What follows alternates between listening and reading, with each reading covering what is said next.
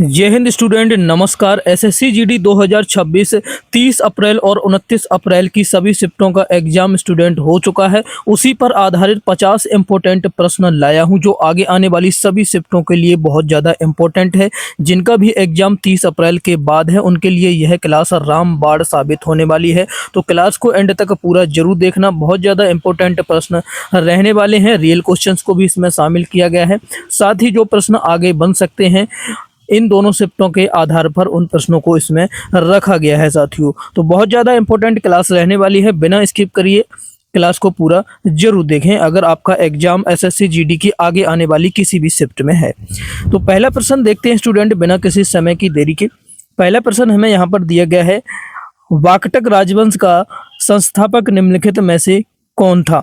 वाकटक राजवंश का संस्थापक की बात की जाए तो याद रखेंगे स्टूडेंट, निम्नलिखित में से कौन था, ये आपसे पूछा गया है। इस तरह के प्रश्न आपसे पूछे जा रहे हैं।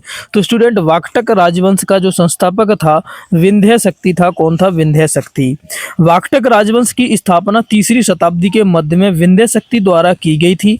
यह वंश गुप्तों का समकालीन और महत्वपूर्ण सहयोगी था। इस तरह से आपको याद रखना है स्टूडेंट। क्वेश्चंस को रिलेट करके मैं आपको ज़्यादा से ज़्यादा बेहतर तरीके से समझाने की कोशिश करूँगा जिससे आपको एग्जाम में याद रह सके प्रश्न।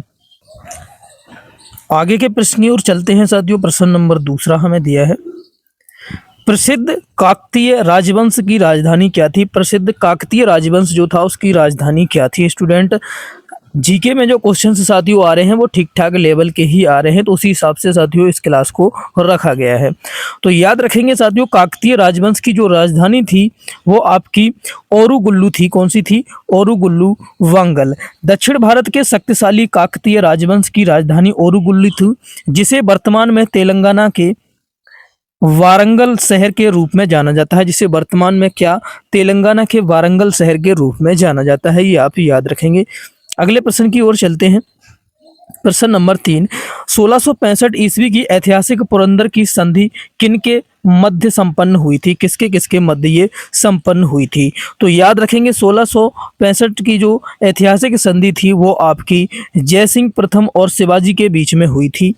1665 में मुगलों के सेनापति राजपूत शासक जयसिंह प्रथम और छत्रपति शिवाजी महाराज के बीच पुरंदर की संधि हुई थी, जिसमें शिवाजी को कई किले मुगलों को सौंपने पड़े थे। शिवाजी को जो है कई किले मुगलों को सौंपने पड़े थे, याद रखेंगे। नेक्स्ट प्रश्न देखते हैं स्टूडेंट, भारत का पहला कारखाना अधिनियम 1881 किस वायसराय के कार्यकाल में पारित किया गया था। कौन से वायसराय के कार्यकाल में पारित किया गया था। तो याद रखेंगे साथियों, ये आपके लॉर्ड रिपन के कार्यकाल में पारित किया गया था कारखाना अधिनियम 1881। लॉर्ड रिपन के समय 1881 में पहला कारखाना अधिनियम आया था, जिसका मुख्य उद्देश्य बाल श्रम को नियंत्रित करना और काम के घंटों को तय करना था। यानी कि जिसका जो मुख्य उद्देश्य था वो बाल श्रम, यानी कि बच्चे जो 18-14 वर्ष से कम के बच्चे हैं वो मुश्किल कारखानों में कार्य नहीं करेंगे। और साथ ही जो काम की जो समय सीमा है जैसे 8 घंटे वो जो फिक्स की गई थी वो इसी अधिनियम से फिक्स की गई थी। याद रखेंगे आप इस तरीके से। अगला प्रश्न की ओर चलते हैं, हड़प्पा सभ्यता के किस स्थल को जल संरक्षण प्रणाली और एक विशाल स्टेडियम के साक्ष्य प्राप्त हुए हैं। हड़प्पा सभ्यता के किस स्थल से ये प्राप्त हुए हैं? विशाल स्टेडियम और संरक्षण जल प्रणाली। तो याद रखेंगे साथियों, ये आपके प्राप्त हुए हैं धौलावीरा से प्राप्त हुए हैं। गुजरात के कच्छ में स्थित धौलावीरा अपनी उन्नत जल संचयन प्रणाली और एक बड़े खेल मैदान के स्टेडियम के साक्ष्यों के लिए प्रसिद्ध है। जो साथियों याद रखें, गुजरात के कच्छ में स्थित है धौलावीरा। ये बिल्कुल सही जवाब होगा। कश्मीर के कुंडल वन में आयोजित चौथी बौद्ध संगीति की अध्यक्षता किसने की थी। चौथी बौद्ध जो संगीति थी उसकी अध्यक्षता किसने की थी। तो याद रखेंगे, चौथी बौद्ध संगीति की जो अध्यक्षता की थी वो आपकी वसुमित्र ने की थी। कुषाण शासक की कनिष्क के शासनकाल में कश्मीर में हुई चौथी बौद्ध संगीत की अध्यक्षता वसुमित्र ने की थी, जबकि अश्व घोष जो इसके उपाध्यक्ष थे। कौन थे? अश्व घोष जो थे साथियों वो आपके उपाध्यक्ष थे। इस तरीके से आप याद रखेंगे। ये आपकी किसके शासनकाल में हुई थी, इस तरह से प्रश्न बनता है तो आपको याद रखना है कनिष्क के शासनकाल में जो है चौथी जो है बौद्ध संगीति हुई थी। यहाँ से एक आपको क्वेश्चन जरूर बन सकता है और बनते हैं एग्जाम में इस तरह के प्रश्न। स्टूडेंट एग्जाम में जो साथियों आपके आर्टिकल के क्वेश्चंस आ रहे हैं, 2 से 3 क्वेश्चंस आपको देखने को मिलेंगे आर्टिकल से। तो आर्टिकल पर एक विशेष नज़र आप जरूर बनाकर जाएंगे साथियों। हमने होमगार्ड के लिए आर्टिकल की क्लास कराई थी, अगर आप उसको देखना चाहें तो जरूर जाकर देख सकते हैं, जिसमें ट्रिक्स के साथ सभी इंपॉर्टेंट आर्टिकल यानी अनुच्छेद को कराया गया है, जो आपको दिमाग में अच्छी तरीके से याद रह सकते हैं। और इसमें भी कुछ क्वेश्चन जो है आर्टिकल के रखे गए हैं, आगे आपको देखने को मिलेंगे। अगले प्रश्न की ओर चलते हैं। प्रश्न नंबर 7, मुगल प्रशासन में जात और सवार मनसबदारी व्यवस्था का प्रारंभ किसने किया था? जात और सवार मनसबदारी प्रथा का प्रारंभ किसने किया था मुगल प्रशासन में? तो याद रखेंगे किसने किया था, अकबर ने किया था। अकबर ने सेना और प्रशासन को व्यवस्थित करने के लिए मनसबदारी प्रणाली लागू की थी, जिसमें जात व्यक्तिगत पद को और सवार घुड़सवारों की संख्या को दर्शाता था। जाति क्या दर्शाता था? व्यक्तिगत पद को, और सवार जो है साथियों घुड़सवारों की संख्या को दर्शाता था। तो बी बिल्कुल सही जवाब होगा, याद रखेंगे। अगला, सविनय अवज्ञा आंदोलन को स्थगित करने वाला गांधी इरविन समझौता किस तिथि को हुआ था? जिसने सविनय अवज्ञा आंदोलन को स्थगित कर दिया था, गांधी इरविन समझौता था, जो साथियों किस तिथि को हुआ था? तो याद रखेंगे ये आपका 8 मार्च 1931 में हुआ था। गांधी इरविन का समझौता कब हुआ था? 8 मार्च आपका, सॉरी 5 मार्च है, ये गलती से 8 मार्च बोल दिया मैंने, 5 मार्च 1931 को हुआ था। 5 मार्च 1931 को महात्मा गांधी और वायसराय लॉर्ड इरविन के बीच में यह समझौता हुआ था। इसके बाद कांग्रेस दूसरे गोलमेज सम्मेलन में भाग लेने को राजी हुई। कांग्रेस जो है इसके समझौते के बाद दूसरे गोलमेज सम्मेलन में भाग लेने के लिए राजी हुई थी। याद रखेंगे स्टूडेंट, बहुत ज़्यादा इंपॉर्टेंट है। अगला, भारतीय संविधान का कौन सा अनुच्छेद संसद के दोनों सदनों की संयुक्त बैठक का प्रावधान करता है? भारतीय संविधान का कौन सा अनुच्छेद है जो संसद के दोनों सदनों की संयुक्त बैठक का प्रावधान करता है? तो याद रखेंगे अनुच्छेद 108 है, जो संसद के दोनों सदनों की संयुक्त बैठक का प्रावधान करता है। अनुच्छेद 8 के तहत किसी साधारण विधेयक पर गतिविरोध होने पर राष्ट्रपति संसद के दोनों सदनों की संयुक्त बैठक बुला सकता है। कौन बुला सकता है? राष्ट्रपति, याद रखेंगे, जिसकी अध्यक्षता लोकसभा अध्यक्ष करता है। इसकी अध्यक्षता कौन कर सकता है? तो लोकसभा अध्यक्ष करता है, याद रखेंगे। नेक्स्ट क्वेश्चन देखेंगे, भारत के राष्ट्रपति पर महाभियोग चलाने के लिए संसद के किस बहुमत की आवश्यकता होती है? भारत के राष्ट्रपति पर महाभियोग चलाने के लिए संसद के किस बहुमत की आवश्यकता होती है? कितना बहुमत होना चाहिए जिससे राष्ट्रपति पर महाभियोग लगाया जा सकता है? तो याद रखेंगे आपका सदन के कुल सदस्यों का 2/3 भाग होना चाहिए, बहुमत होना चाहिए। कितना? 2/3 बहुमत हो जाना चाहिए सदन के कुल सदस्यों का। संविधान के अनुच्छेद 61 के तहत राष्ट्रपति पर महाभियोग का प्रस्ताव पारित करने के लिए संसद के प्रत्येक सदन के कुल सदस्यों के 2/3 बहुमत की आवश्यकता होती है। कितनी? 2/3 बहुमत की आवश्यकता होती है। और जो साथियों ये लगाया कौन से अनुच्छेद के तहत जाता है? तो याद रखेंगे आर्टिकल 61 के तहत। कितने? आर्टिकल 61 के तहत में राष्ट्रपति पर महाभियोग प्रस्ताव लगाया जा सकता है, इतना भी आपको जरूर याद रखना है। अगला प्रश्न है, भारतीय संविधान में 9वीं अनुसूची किस संविधान संशोधन के माध्यम से जोड़ी गई थी? 9वीं अनुसूची जो भारतीय संविधान में जोड़ी गई है वो आपको याद रखना है, वो आपकी प्रथम संशोधन द्वारा जोड़ी गई थी। 9वीं अनुसूची जो थी प्रथम संविधान संशोधन के द्वारा 1951 में हुए पहले संविधान संशोधन द्वारा 9वीं अनुसूची जोड़ी गई, जिसका उद्देश्य भूमि सुधार कानूनों को न्यायिक समीक्षा में बचाना था। भूमि सुधार कानूनों का जिसका उद्देश्य क्या था? भूमि सुधार कानूनों को न्यायिक समीक्षा में बचाना था। और इस जो पहला संशोधन हुआ था 9वीं अनुसूची के लिए 1951 में हुआ था, ये भी याद रखना है। यहाँ से भी प्रश्न बन सकता है स्टूडेंट, भारतीय संविधान में पहला संविधान संशोधन कब हुआ था? तो डेट याद रखनी है, 1951 में हुआ था, 1951 में। अगला प्रश्न है, सर्वोच्च न्यायालय का सलाहकार क्षेत्राधिकार संविधान के किस अनुच्छेद में वर्णित है? सर्वोच्च न्यायालय का सलाहकार क्षेत्राधिकार है संविधान के किस अनुच्छेद में वर्णित है? तो याद रखेंगे ये आपका वर्णित है जो है अनुच्छेद 143 में है, आर्टिकल 143 में है। अनुच्छेद 143 भारत के राष्ट्रपति को सार्वजनिक महत्व के कानूनी या तथ्यात्मक मामलों पर सर्वोच्च न्यायालय से राय मांगने का अधिकार देता है। किसको देता है? राष्ट्रपति को देता है, याद रखेंगे। राय मांगने का अधिकार देता है अनुच्छेद 143 से, याद रखेंगे। अगला, किसी निचली अदालत से मामले को उच्च अदालत में मंगाने के लिए कौन सी रिट जारी की जाती है? किसी निचली अदालत में से मामले को उच्च अदालत, किसी का मामला जो है साथियों निचली अदालत में है, उसको उच्च अदालत में ले जाने के लिए कौन सी रिट जारी करनी पड़ती है? तो याद रखेंगे उसके लिए आपकी उत्प्रेषण रिट जारी करनी पड़ती है। कौन सी? उत्प्रेषण रिट जो है जारी की जाती है। उत्प्रेषण रिट तब जारी की जाती है जब उच्च न्यायालय को लगता है कि निचली अदालत ने अपने अधिकार क्षेत्र से बाहर जाकर काम किया है। इसके जरिए मामले को ऊपर मंगवाया जाता है। कब मंगवाया जाता है? जब उच्च न्यायालय को ये लगता है कि निचली अदालत ने अपने अधिकार क्षेत्र से, यानी कि जिस कार्य को निचली अदालत कर सकती है उससे बाहर जाकर काम किया है, तो इसके मामले को ऊपर मंगवाया जाता है। फिर उसको स्टूडेंट उच्च न्यायालय ही देखता है, याद रखेंगे। अगला, भारतीय संविधान में राज्य के नीति निर्देशक तत्व किस देश के संविधान से प्रेरित हैं, जिनको डीपीएसपी कहा जाता है, शॉर्ट में डीपीएसपी याद रखेंगे। भारतीय संविधान में राज्य के नीति निर्देशक तत्व जो हैं किस देश के संविधान से प्रेरित हैं? तो याद रखेंगे ये आपके प्रेरित हैं आयरलैंड के संविधान से प्रेरित हैं। भारतीय संविधान में जो है स्टूडेंट, भारतीय संविधान के भाग 4 में वर्णित नीति निर्देशक तत्व डीपीएसपी आयरलैंड के संविधान से लिए गए हैं, जो कल्याणकारी राज्य की स्थापना का निर्देश देते हैं। क्या निर्देश देते हैं? कल्याणकारी राज्य का निर्माण करने का निर्देश देते हैं। संविधान के भाग 4 में वर्णित हैं, ये भी याद रखना है। किसमें है? भाग 4 में वर्णित हैं। यहाँ से क्वेश्चन बन सकता है। अगला, वर्ष 1983 में गठित सरकारिया आयोग का संबंध मुख्य रूप से किस विषय से है? 1983 में गठित सरकारिया आयोग का संबंध जो है याद रखेंगे आपका केंद्र राज्य संबंध से है। किससे? केंद्र राज्य संबंध से है।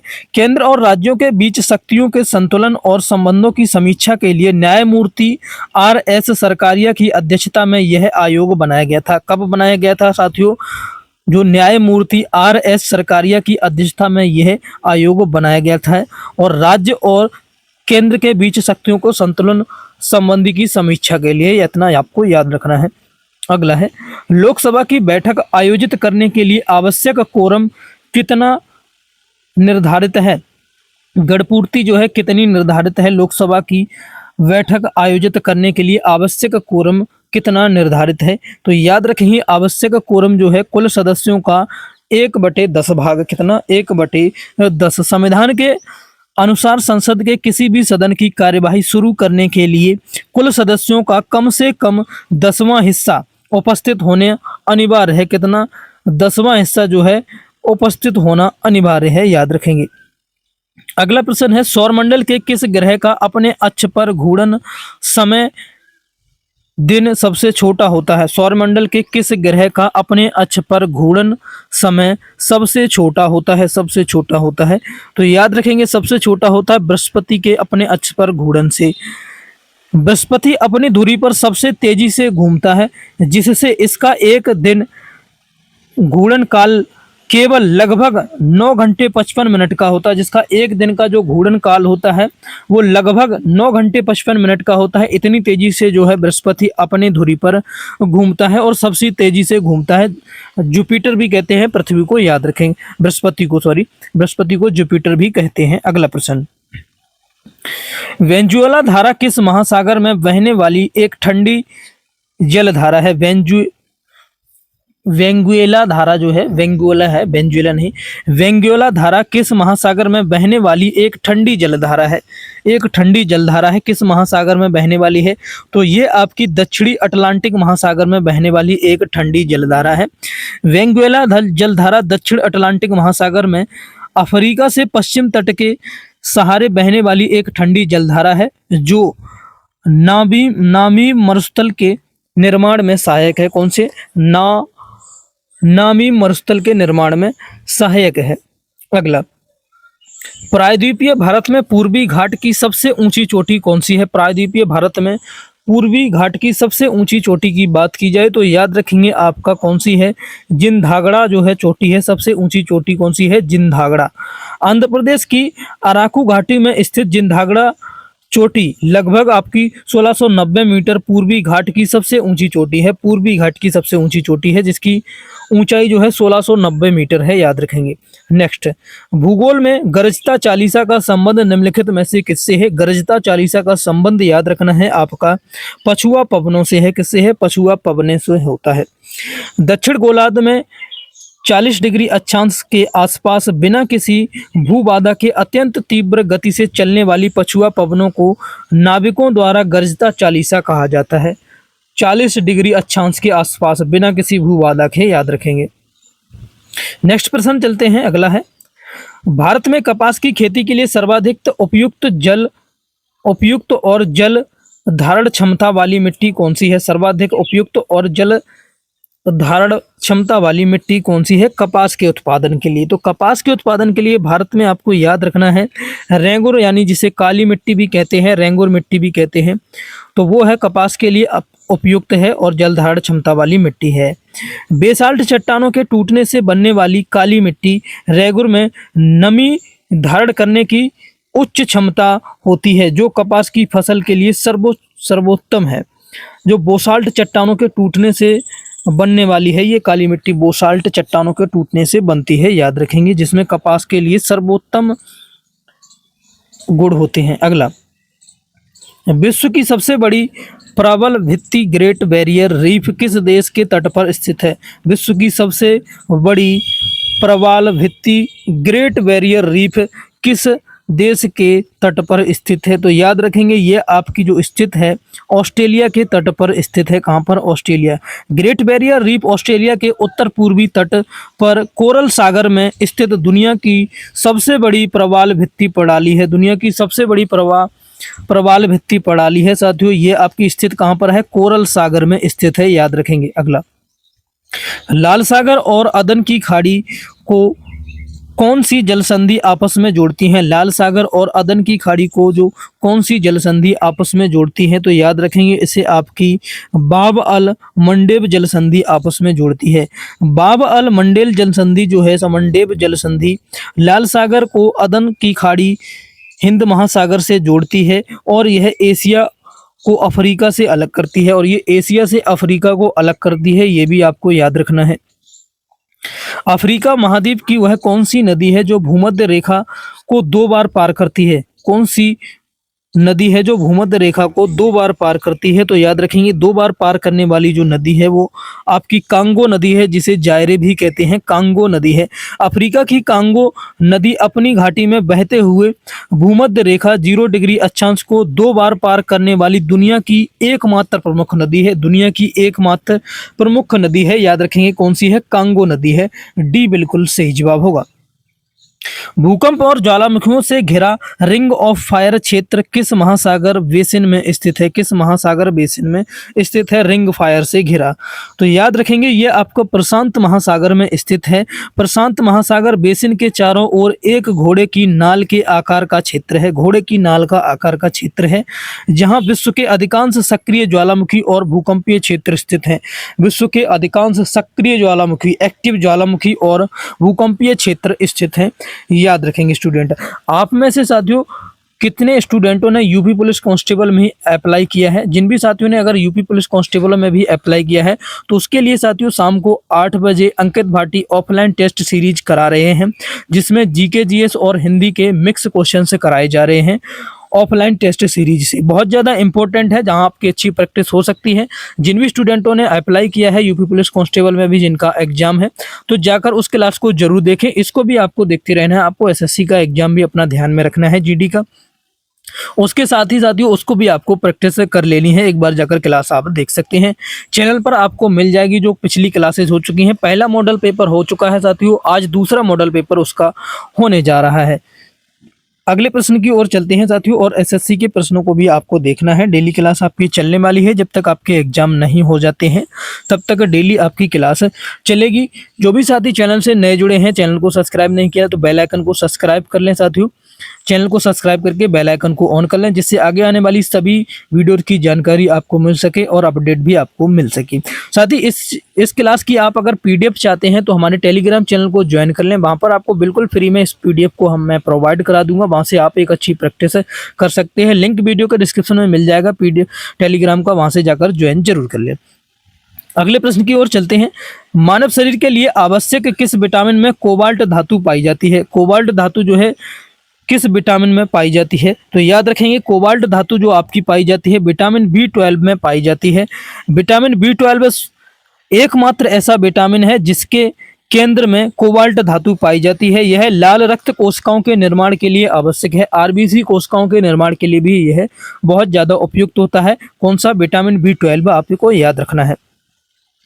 पृथ्वी के गुरुत्वाकर्षण क्षेत्र से बाहर जाने के लिए आवश्यक पलायन वेग कितना है?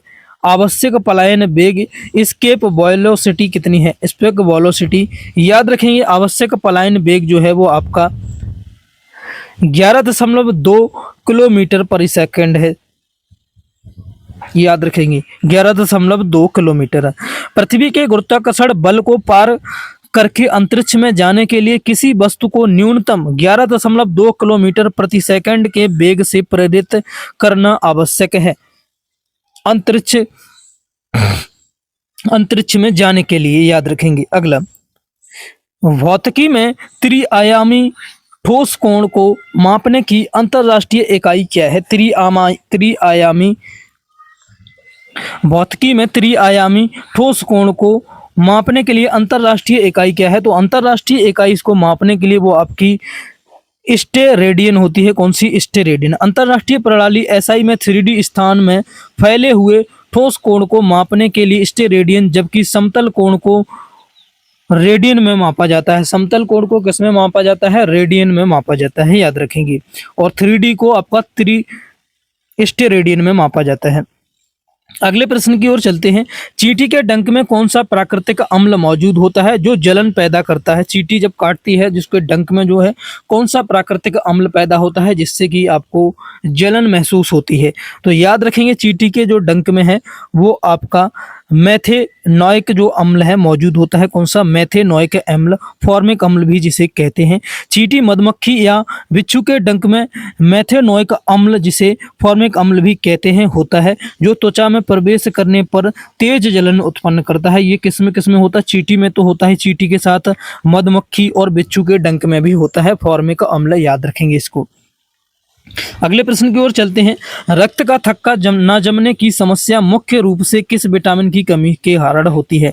यानी कि रक्त का थक्का जो है, आरबीसी कणिकाओं का ना बनना जो है, जमना, किस विटामिन कमी के कारण होता है? तो विटामिन याद रखना है आपको, विटामिन के की कमी के कारण ऐसा होता है। विटामिन के शरीर में प्रोथोबिन नामक प्रोटीन बनाने में मदद करता है जो रक्त का थक्का जमाने के लिए आवश्यक है। इसकी कमी से चोट लगने पर खून बहना नहीं रुकता है। अगर इसकी कमी हो जाए तो आपको चोट अगर कहीं पर लग जाती है शरीर में तो खून बहना भी नहीं रुकेगा।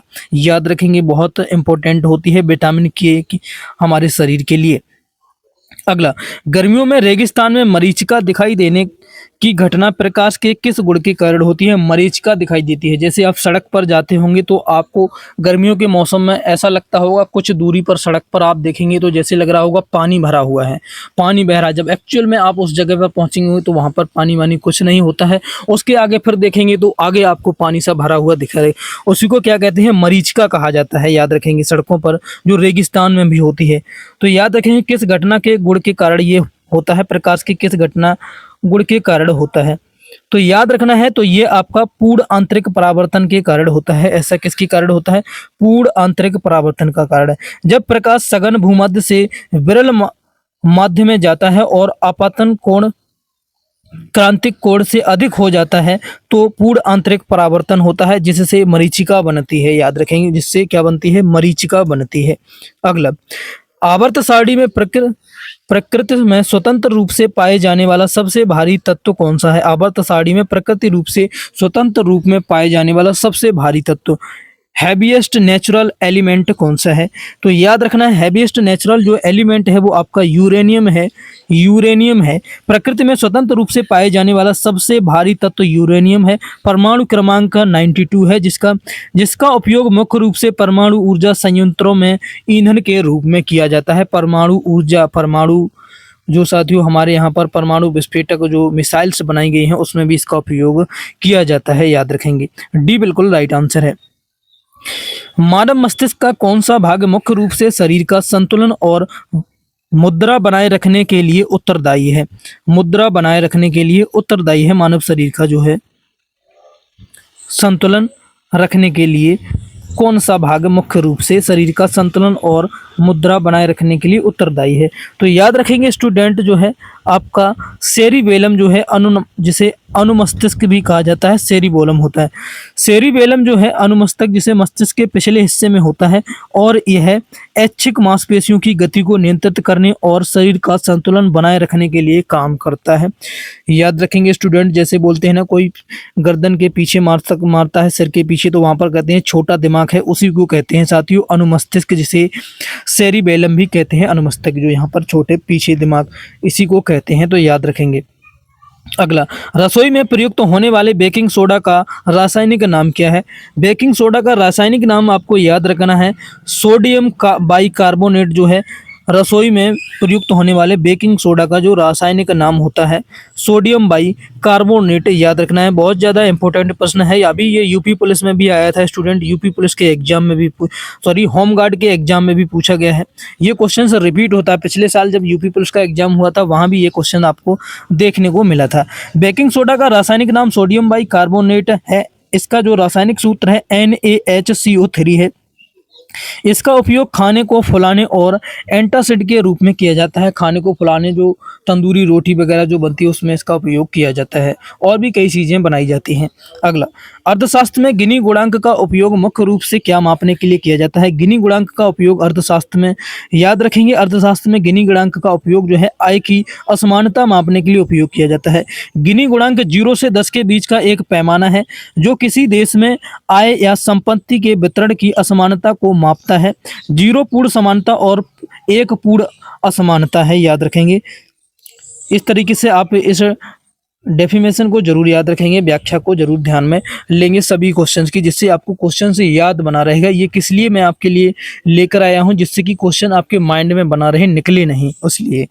अगला, वह कौन सा वक्र है जो कर की दर और सरकार के कुल कर राजस्व के बीच संबंध को दर्शाता है? वह कौन सा वक्र है? तो याद रखेंगे वह वक्र आपका लाफर वक्र है। कौन सा है? लाफर वक्र है।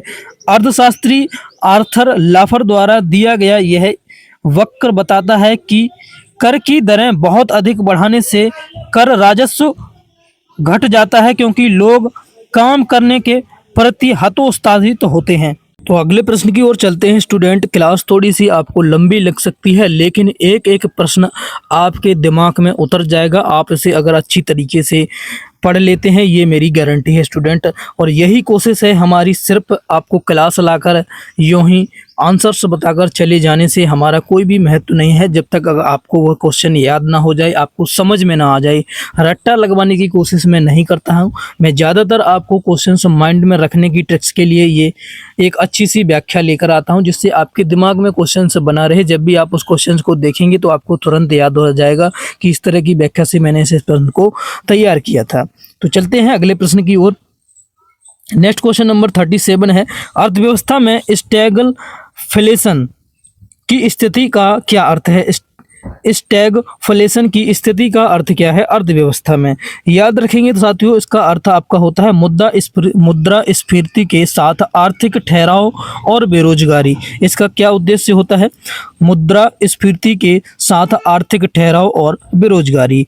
स्टैगफ्लेशन एक जटिल आर्थिक स्थिति है जब अर्थव्यवस्था में एक साथ उच्च मुद्रास्फीति यानी कि महंगाई, उच्च बेरोजगारी, ठहराव दोनों मौजूद होते हैं। जिसमें मुद्रा जब स्फीति होती है तो महंगाई और बेरोजगारी दोनों मौजूद होते हैं, याद रखेंगे ये। इसी को क्या कहते हैं? अर्थव्यवस्था में स्टैगफ्लेशन कहा जाता है। इस तरीके से याद रखेंगे। अगला, स्वतंत्रता के बाद में भारत की प्रथम पंचवर्षीय योजना किस आर्थिक मॉडल पर आधारित थी? अभी साथियों लेटेस्ट क्वेश्चन है, यूपी होमगार्ड में पूछा गया था साथियों। एसएससी में भी पंचवर्षीय योजना से क्वेश्चन पूछे जाते हैं, कई बार पूछे जाते हैं स्टूडेंट। आगे की शिफ्ट में आपको देखने को मिल सकता है।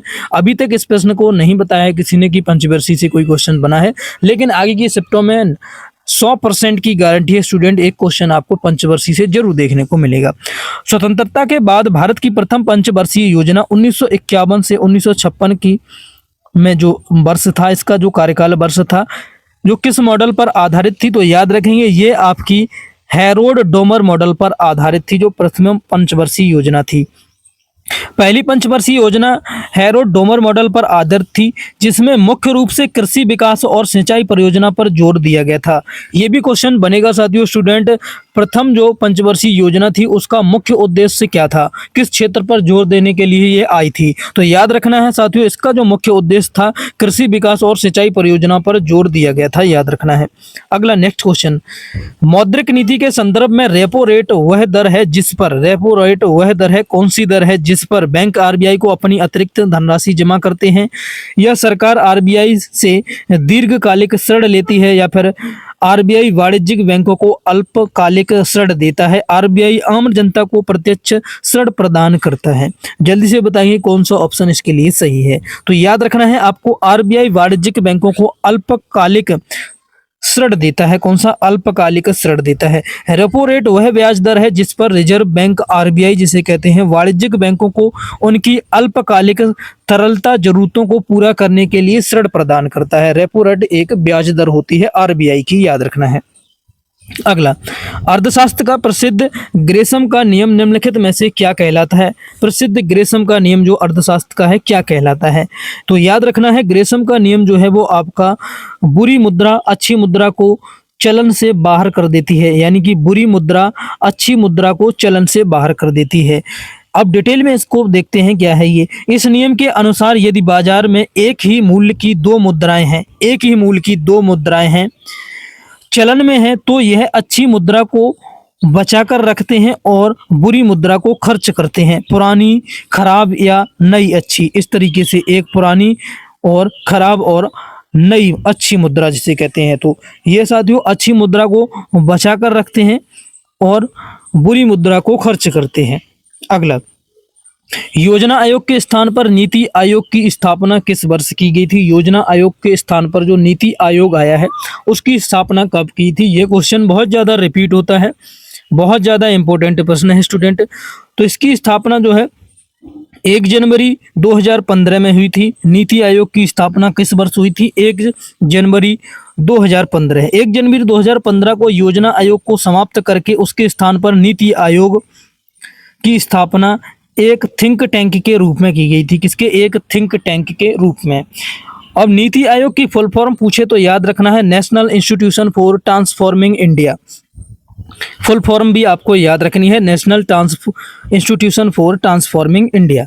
अगला, भारत में विदेश मुद्रा भंडार का संरक्षण और प्रबंध किसके द्वारा किया जाता है। विदेशी मुद्रा जो होती है भारत में उसका संरक्षण, फॉरेक्स रिजर्व्स जो होते हैं उसका संरक्षण और देखभाल कौन करता है, जल्दी से प्रबंध किसके द्वारा किया जाता है। तो इसका प्रबंध याद रखेंगे आपका भारतीय रिजर्व बैंक करती है, आरबीआई करती है। भारतीय रिजर्व बैंक विदेशी मुद्रा प्रबंधन अधिनियम फेमा के तहत भारत के विदेशी मुद्रा भंडारण का आधिकारिक संरक्षक और प्रबंधक है। आधिकारिक संरक्षक है फेमा के तहत, याद रखेंगे। फेमा एक जो रूल होता है, गाइडलाइंस होती है उसके तहत में। अगला, वर्ष 2025 में प्रतिष्ठित G20 शिखर सम्मेलन की मेजबानी किस देश के द्वारा की गई थी। 2025 में G20 शिखर सम्मेलन की जो मेजबानी है याद रखेंगे आपकी किसने की थी? दक्षिण अफ्रीका ने की थी। किसने? दक्षिण अफ्रीका ने की थी। 2025 में G20 समूह की अध्यक्षता दक्षिण अफ्रीका ने की थी, जबकि 2024 में मेजबानी ब्राजील द्वारा की गई थी। 2024 में किसने की थी? ब्राजील ने की थी, याद रखेंगे। नेक्स्ट क्वेश्चन की ओर चलते हैं।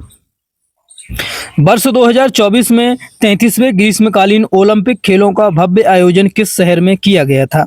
वर्ष 2024 में 33वें ग्रीष्मकालीन ओलंपिक खेलों का भव्य आयोजन कौन से शहर में किया गया था। तो याद रखेंगे साथियों आपका पेरिस में किया गया था। 33वें ग्रीष्मकालीन ओलंपिक खेलों का जो आयोजन था वो आपका पेरिस में किया गया था।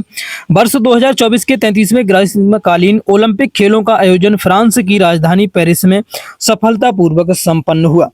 जो साथियों पेरिस है वो फ्रांस की राजधानी है, ये आपको याद रखना है। अगला, 2024 में आयोजित 16वें ब्रिक्स शिखर सम्मेलन की मेजबानी किस देश ने की थी। ब्रिक्स शिखर सम्मेलन की मेजबानी कौन से देश ने 2024 में की थी? 16वां ब्रिक्स शिखर सम्मेलन जो हुआ था। तो याद रखेंगे साथियों, 2024 में इसकी मेजबानी रूस ने की थी। ये बिल्कुल राइट आंसर होगा, रूस ने की थी। 16वां ब्रिक्स शिखर सम्मेलन 2024 में रूस के कजान शहर में हुआ था। कहाँ पर? रूस के कजान शहर में आयोजित किया गया था, जिसमें नए सदस्य देशों ने भी भाग लिया था। इसमें कुछ नए सदस्य देशों ने भी भाग लिया था, याद रखेंगे। अगला, हाल ही में रणनीतिक विस्तार के तहत कौन सा देश नाटो का 32वां आधिकारिक सदस्य बना है? जो नाटो का 32वां आधिकारिक सदस्य बना है, कौन सा देश बन गया है? तो याद रखेगा, स्वीडन जो है नाटो का 32वां जो है आधिकारिक सदस्य बन चुका है। कौन सा? स्वीडन है। स्वीडन ने दशकों की अपनी तटस्थ नीति को छोड़कर आधिकारिक तौर पर नाटो के 32वें सदस्य के रूप में प्रवेश कर लिया है। और नाटो की फुल फॉर्म याद रखनी है आपको, नॉर्थ अटलांटिक ट्रीटी ऑर्गेनाइजेशन है। नाटो की फुल फॉर्म जो बहुत ज़्यादा इंपॉर्टेंट है, पूछी जाती है, नॉर्थ अटलांटिक ट्रीटी ऑर्गेनाइजेशन, याद रखेंगे। अगला, वर्तमान में भारत के सर्वोच्च न्यायालय के मुख्य न्यायाधीश कौन है? सीजीआई कौन है? वर्तमान में भारत के मुख्य न्यायालय के मुख्य न्यायाधीश की बात हो रही है, कौन है? तो याद रखेंगे स्टूडेंट, बहुत ज़्यादा इंपॉर्टेंट है। मुख्य न्यायाधीश जो है वर्तमान में वो आपके न्यायमूर्ति कौन है? जल्दी से बताएंगे, जल्दी से बताएंगे स्टूडेंट, कौन से हैं? सर्वोच्च न्यायालय के मुख्य न्यायाधीश कौन है? नेक्स्ट क्वेश्चन स्टूडेंट हमें दिया है, भारत में वर्तमान सर्वोच्च न्यायालय के मुख्य न्यायाधीश कौन है? तो भारत में वर्तमान में मुख्य न्यायाधीश जो सर्वोच्च न्यायालय के हैं वो आपके न्यायमूर्ति, याद रखना है, न्यायमूर्ति सूर्यकांत हैं। कौन है? न्यायमूर्ति सूर्यकांत। डी बिल्कुल सही जवाब होगा। न्यायमूर्ति सूर्यकांत वर्तमान में भारत के मुख्य न्यायाधीश यानी कि सीजीआई हैं, जिन्होंने न्यायमूर्ति BR गवई का स्थान लिया है, जो कि स्टूडेंट आपके 53वें मुख्य न्यायाधीश हैं। कौन से? 53वें मुख्य न्यायाधीश हैं, ये चीज आपको याद रखनी है। नेक्स्ट प्रश्न की ओर चलते हैं। चंद्रमा पर अंतरिक्ष यात्रियों को भेजने वाला बहुचर्चित आर्टेमिस द्वितीय मिशन किस अंतरिक्ष एजेंसी से संबंधित है? आर्टेमिस द्वितीय मिशन किस अंतरिक्ष एजेंसी से संबंधित है? तो याद रखेंगे स्टूडेंट, ये आपका संबंधित है, याद रखना है स्टूडेंट, ये आपका जो है संबंधित है मिशन नासा से संबंधित है। किससे साथियों? नासा से संबंधित है। डी बिल्कुल इसका सही जवाब होगा। नासा का एक क्रूर मिशन है जो आधी सदी के बाद अंतरिक्ष यात्रियों को चंद्रमा की रक्षा में ले जाने के लिए तैयार किया गया है, याद रखेंगे। डी बिल्कुल राइट आंसर होगा। अगला, स्वतंत्रता के बाद समान नागरिक संहिता को कानूनी रूप से लागू करने वाला भारत का पहला राज्य कौन सा है? स्वतंत्रता के बाद समान नागरिक संहिता को यूसीसी को कानूनी रूप में लागू करने वाला भारत का पहला राज्य कौन सा बना है? याद रखेंगे, भारत का पहला राज्य आपका उत्तराखंड बना है, जो समान नागरिक संहिता को कानून को लागू किया है। उत्तराखंड विधानसभा के समान नागरिक संहिता विधेयक पारित किया गया है, जिसे स्वतंत्रता के बाद इसे लागू करने वाला पहला देश का राज्य बन गया है उत्तराखंड, याद रखेंगे। अगला और अंतिम प्रश्न है साथियों आज की क्लास का, वैश्विक स्तर पर देशों में नवाचार को मापने वाला ग्लोबल इनोवेशन इंडेक्स किस संस्था द्वारा जारी किया जाता है? याद रखेंगे साथियों, ये आपका विश्व बौद्धिक संपदा संगठन द्वारा जारी किया जाता है। ग्लोबल इनोवेशन इंडेक्स प्रतिवर्ष विश्व बौद्धिक संपदा संगठन द्वारा जारी किया जाता है, जो देशों की नवाचार क्षमताओं का मूल्यांकन करता है। बी बिल्कुल सही जवाब होगा स्टूडेंट। बहुत ज़्यादा इंपॉर्टेंट क्वेश्चंस रहे। क्लास कैसी लगी कमेंट करके जरूर बताना स्टूडेंट। और अगर इस तरह के क्वेश्चंस पूछे जाते हैं तो आप कितने क्वेश्चंस को सही कर पाते हैं कमेंट करके जरूर बताना। स्टूडेंट आपका जो है एग्जाम किस डेट को है, कौन सी तारीख को है स्टूडेंट कमेंट करके जरूर बताएंगे सभी साथी। आपका आगे आने वाली शिफ्टों में कौन सी तारीख को आपका एग्जाम है एक बार कमेंट करके जरूर बताएंगे। और क्लास को लाइक शेयर कर दें अपने सभी दोस्तों के साथ स्टूडेंट, और चैनल को सब्सक्राइब करके बेल आइकन को ऑन कर लें। जिन भी साथियों ने अभी भी चैनल को सब्सक्राइब नहीं किया है तो यूट्यूब पर बिल्कुल फ्री है। जो साथी यूपी पुलिस की भी तैयारी कर रहे हैं स्टूडेंट, यूपी पुलिस कांस्टेबल के लिए, तो वो साथी चैनल पर जाकर क्लास जरूर लेते रहें। 8 बजे क्लास आएगी साथियों। ऑफलाइन टेस्ट सीरीज अंकित भाटी सर की जो चल रही है उसके क्वेश्चंस भी बहुत ज़्यादा इंपॉर्टेंट है साथियों। इस क्लास की पीडीएफ के लिए टेलीग्राम चैनल को ज्वाइन करना बिल्कुल मत भूलना। वहां पर इसकी आपको बिल्कुल फ्री में पीडीएफ मिल जाएगी, जिसे आप डाउनलोड करके अच्छी तरीके से और ज़्यादा प्रैक्टिस कर सकते हैं। मिलते हैं अगली क्लास में, तब तक के लिए थैंक यू। जय हिंद स्टूडेंट। कल फिर क्लास एक आएगी साथियों, कल की शिफ्टों पर आधारित, तो चैनल से जुड़े रहें स्टूडेंट। डेली क्लास चलेगी जब तक आपका एग्जाम नहीं हो जाता है। कोई क्वेश्चन क्वेरी है तो कमेंट करके जरूर पूछना स्टूडेंट। Thank you.